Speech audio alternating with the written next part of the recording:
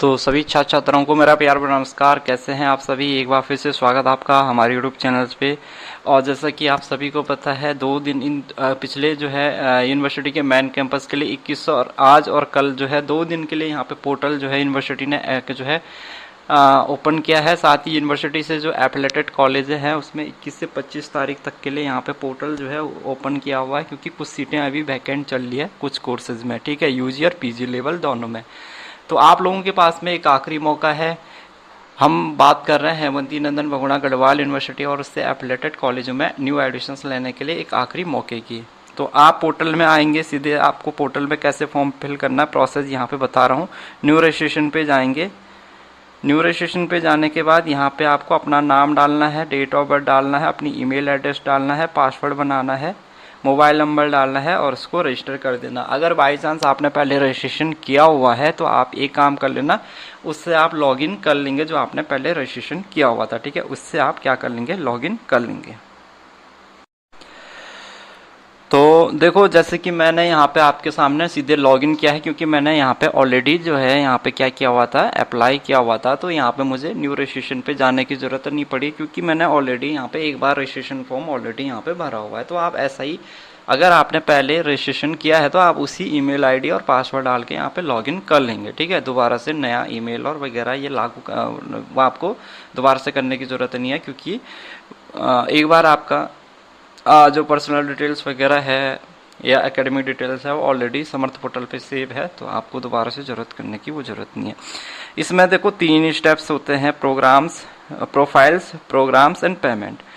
अगर आप प्रोफाइल वाले ऑप्शंस में जाते हैं तो प्रोफाइल वाले में आपकी बेसिक डिटेल्स, पर्सनल डिटेल्स वगैरह, जो एड्रेस वगैरह, पिताजी का नाम, माताजी का नाम, आधार नंबर, ब्लड ग्रुप्स वगैरह, ये चीज़ें आपसे पूछा जाता है। तो ये सारी चीज़ें आपको फॉर्म में फिल करनी है। क्योंकि अभी हम यूजी कोर्सेज में एडिशंस के लेने की बात कर रहे हैं, वीडियो में यूजी कोर्सेज के लिए बता रहा हूं। तो अब क्योंकि ऐसा भी हो सकता है, देखो यहाँ पे एक ऑप्शन है कि have you enrol in HNB-GU before, यानी ये कह रहा है कि आपने इससे पहले HNB-GU या उससे एफिलिएटेड कॉलेज से कोई कोर्स किया है क्या। यदि कोई कोर्स किया होगा ना तो वहाँ पे इनरोलमेंट नंबर होता है, वो इनरोलमेंट नंबर आपको डालना होता है, रजिस्ट्रेशन नंबर उसको हम बोलते हैं। अगर नहीं किया है तो इसको नो कर देना, अगर किया है तो इसको यस कर देना, क्योंकि इनरोलमेंट नंबर यूनिवर्सिटी का हमेशा एक ही रहता है। चाहे कितनी भी कोर्सेज कर लो किसी एक यूनिवर्सिटी से, उस यूनिवर्सिटी का जो इनरोलमेंट नंबर होता है, रजिस्ट्रेशन नंबर होता है, हमेशा एक ही रहता है। कौन से, अगर यस करोगे तो यहाँ पे कौन से स्कूल या डिपार्टमेंट या फैकल्टी या कॉलेज में आपने एडमिशन लिया था और कौन से कोर्सेज को आपने किया हुआ था। ठीक है, ये चीज़ें आपको यहाँ पे फिल भर देनी है। उसके बाद जो अदर कैटेगरी कोटा है, Kashmiri migrant, PM special scholarship scheme for Jammu Kashmir students, या जो है dependent freedom fighters, sports quota वगैरह, इसको आप फिल कर लेंगे। नीचे फिर है कि अदर डिटेल्स में जो है आपके पास में NCC है, NSS है, जो है मेडिकल जो है इमरजेंसी, आपको कोई प्रॉब्लम तो नहीं है, लैंग्वेजेस कौन कौन सी है। फिर उसके बाद अपलोड वाला सेक्शन आता है, फोटो एंड सिग्नेचर।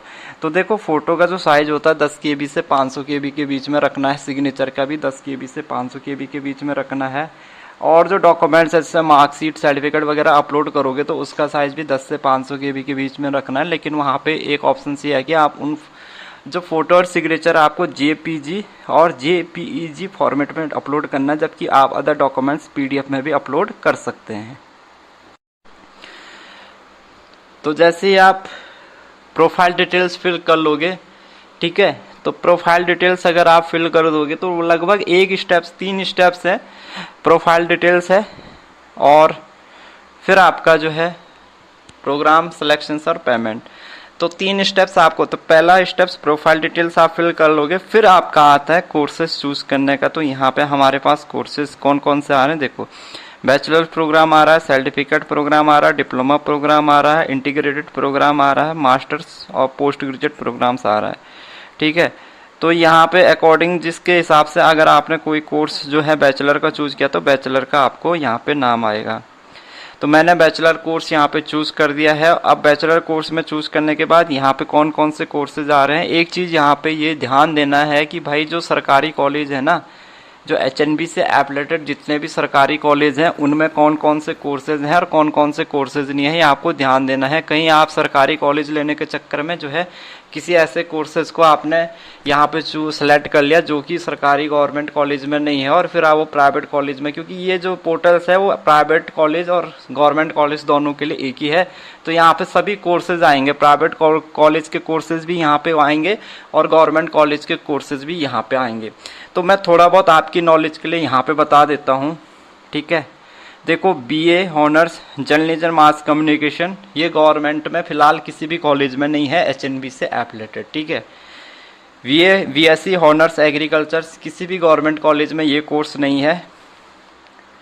बीए आप कर सकते हैं, ठीक है, ये कोर्सेज आपको मिल जाएगा गवर्नमेंट कॉलेज में। बीबीए जो है किसी भी गवर्नमेंट कॉलेज में नहीं है, यहाँ तक कि एचएनबी के मेन कैंपस में भी बीए जो है बीबीए कोर्सेज नहीं है, ठीक है। वहाँ पे एमबीए है लेकिन बीबीए नहीं है, तो बीबीए भी आपको सेलेक्ट नहीं करना है। बीकॉम आप सेलेक्ट कर सकते हैं, ये गवर्नमेंट कॉलेज में है। बीसीए किसी भी गवर्नमेंट कॉलेज में, बैचलर ऑफ कंप्यूटर एप्लीकेशन फिलहाल चल नहीं रहा है, ठीक है। Bachelor of library and information science ये कोर्सेज भी फिलहाल किसी भी गवर्नमेंट कॉलेज में अवेलेबल नहीं है। बीएससी कंप्यूटर साइंस भी फिलहाल किसी भी गवर्नमेंट कॉलेज में नहीं है जो एफिलेटेड है एचएनबी से। बीएससी कर सकते हैं, होम साइंस का देखना पड़ेगा। बीएससी हॉनर्स फॉरेस्ट्री ये कोर्सेज भी नहीं है। बीएससी हॉनर्स हॉर्टिकल्चर ये कोर्सेज भी नहीं है। बीएससी आईटी जो है डीएवी में जो है शुरू हुआ है। डीएवी के लिए अगर आप बीएससी आईटी करना चाहते हैं तो डीएवी पीजी कॉलेज देहरादून में ये कोर्सेज इस साल से शुरू हुआ है। इस कोर्सेज में आप इनरोल कर सकते हैं। बाकी bachelor of science life science अगर आपको सीबीजेड करना है, बीएससी मैथमेटिक्स करना है, ये आप चूज़ कर सकते हैं। BHM bachelor of hotel management भी किसी भी गवर्नमेंट कॉलेज में नहीं है। तो यहाँ पे आपको जो गवर्नमेंट कॉलेज में आपको कौन कौन से मिलते हैं, बीएससी मैथमेटिक्स से मिल जाता है, बीएससी लाइफ साइंस वाला मिल जाता है, बीएससी आईटी मिल जाता है आपको, ठीक है। उसके बाद जो है आपका बीकॉम मिल जाता है आपको गवर्नमेंट कॉलेज में, बीए मिल जाता है, और बस इतने कोर्सेज हैं जो आप किसी गवर्नमेंट कॉलेज से कर सकते हैं। सर्टिफिकेट आ रहा है क्या? सर्टिफिकेट तो नहीं आएगा यहाँ पे क्योंकि इस स्टूडेंट्स ने चूज़ नहीं किया होगा सर्टिफिकेट के लिए। डिप्लोमा भी नहीं आएगा, ठीक है। तो ये तो मैंने केवल यूजी कोर्सेज के लिए बता रहा हूँ। अब जैसे मुझे इस स्टूडेंट्स का फ़िलहाल मुझे BSc life science subject choose करना है, बीए चूज़ करना होगा शायद से, ठीक है। बैचलर ऑफ आर्ट्स ये हो गया, बैचलर ऑफ आर्ट्स, ठीक है। ये मैंने कोर्स यहाँ पे चूज़ कर लिया। उसके बाद एफिलेटेड कॉलेजों की लिस्ट यहाँ पे आ जाएगी। अब मैं एक चीज़ और यहाँ पे एफिलेटेड कॉलेज बता देता हूँ आपको, सरकारी कौन कौन से हैं इसमें, ठीक है। डीबीएस पीजी कॉलेज देहरादून ये सरकारी कॉलेज है, यानी अशासकीय कॉलेज है जहाँ पे आपको फीस कम पड़ती है। श्री गुरु राम राय पीजी कॉलेज देहरादून ये भी आपका सरकारी कॉलेज है। एमकेपी पीजी कॉलेज देहरादून सरकारी कॉलेज है। एमपीजी कॉलेज मसूरी ये भी गवर्नमेंट कॉलेज है। और उसके बाद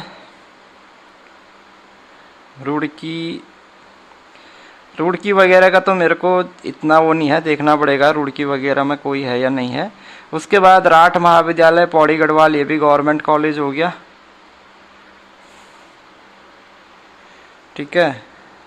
तो ये है कुछ गवर्नमेंट कॉलेजों की लिस्ट। तो फिलहाल डीएवी का नाम नहीं आ रखा है यहाँ, तो डीएवी का नाम तो इसमें आ नहीं रहा है। तो डीएवी का नाम नहीं आ रहा तो इसका मतलब डीएवी कॉलेज में सीटें फुल हो गई है, ठीक है। डीएवी कॉलेज का नाम नहीं आ रहा तो डीएवी कॉलेज में इसका मतलब सीटें क्या हो गया, फुल हो गई। तो डीएवी कॉलेज में आप यूजी कोर्सेज के लिए फ़िलहाल अप्लाई नहीं कर सकते हैं। अगर बाद में इनका अगर सिचुएशन के साथ अगर बाद में देखो यहाँ पे अगर डीएवी कॉलेज का नाम आ जाएगा तो मैं बता दूंगा। फिलहाल तो यहाँ पे आ नहीं रहा है, तो हम ये मान के चल रहे हैं कि डीएवी कॉलेज में यूजी लेवल पे फिलहाल सारे सीट फुल हो चुकी है सभी कोर्सेज के लिए। तो फिलहाल एमकेपी पीजी कॉलेज देहरादून का मैं यहाँ पे फिल कर रहा हूँ, ठीक है। तो प्रोग्राम्स हमारा चूज हो गया BA MKP PG college Dehradun हमने चूज कर लिया है। पर्सनल डिटेल्स आपकी दिखाएगा, फिर आपकी आ जाती है एकेडमिक डिटेल्स, ठीक है। तो अब यहाँ पे 10th 12th के मार्क्स वगैरह आपको फिल करने होंगे, तो इसको मैं जल्दी से यहाँ पे फिल कर लेता हूँ। और नीचे यहाँ पे कोर सब्जेक्ट का कॉम्बिनेशन भी दे रखा है। तो ये आपको जो कोर सब्जेक्ट है, जो आपको सब्जेक्ट लेने हैं वो क्या क्या लेने हैं, कोर 1 कोर 2 और एडिशनल क्या लेना है, ये चीज़ें आपको यहाँ पे फिल करनी है। ठीक है, तो पहले तो मैं इसको ये वाला फॉर्म फिल कर लेता हूँ, मार्क्स वगैरह यहाँ पे। तो ये मैंने पूरा फिल कर दिया, core 1 core 2 and additional subject का भी यहाँ पे मैंने जो है डाल दिया है। जैसे मैंने यहाँ पे सोशियोलॉजी कोर 1 डाल दिया, हिंदी कोर 2 और पॉलिटिकल साइंस कोर 3 आप मैंने डाल दिया है। ठीक है, अदर डिटेल्स में ये आपकी जो है ये शो होएगा। इसको नेक्स्ट करेंगे, इसके बाद अपलोड वाला सेक्शंस आ जाता है। यहाँ पे आपको 10th और 12th की मार्कशीट जो है सर्टिफिकेट अपलोड कर देना है। ठीक है, तो मैं इसे अपलोड कर लेता हूँ। ये अपलोड करने के बाद यहाँ पे एक प्रीव्यू वाला ऑप्शन है, इस पर आपको क्लिक कर देना है। तो ये एक बार पूरा फॉर्म आपको दिखाएगा।